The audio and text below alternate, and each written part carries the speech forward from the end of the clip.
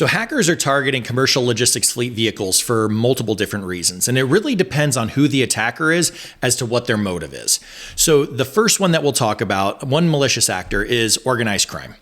And one of the reasons that they're targeting commercial fleet vehicles is ransomware. Right? Like very typical ransomware attack. So if they can actually stop you from being able to use your vehicles until you pay them, that's a massive financial gain for them. So ransomware is one of the big ones.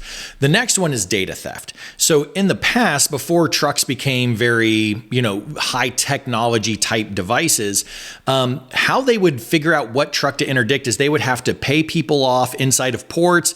They'd have to have people outside with binoculars. They'd have to watch and see what cargo container is being loaded on which truck, and then they'd have to follow it for hundreds and hundreds of miles down the highway until there was a point where the driver left the vehicle. They could go in and they could steal whatever they wanted to steal.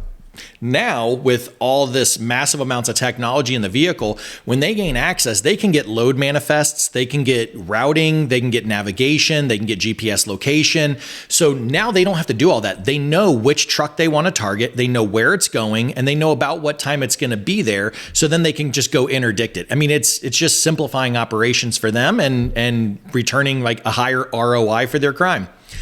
So that's organized crime. The next group we'll talk about is nation state actors, right? And this is where it gets a little bit scarier, like that advanced persistent threat. And there's really two main reasons that they are targeting commercial logistics vehicles.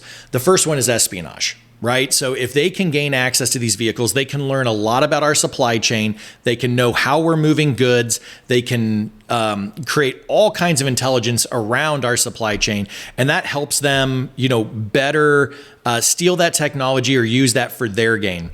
And then, of course, the really, really scary one is disruption of our supply chain. If they can stop trucks from rolling, that stops food from appearing in grocery stores. Like they can stop Americans from eating. And that means we're not fighting a war in a foreign land. We're not stopping them from doing whatever it is, nefarious things they're doing in other places. So if they can disrupt our supply chain, then that severely hampers our ability to project freedom around the globe. And that's one of their big objectives as well. So those are the two big ones: organized crime, nation state actors, and that's why.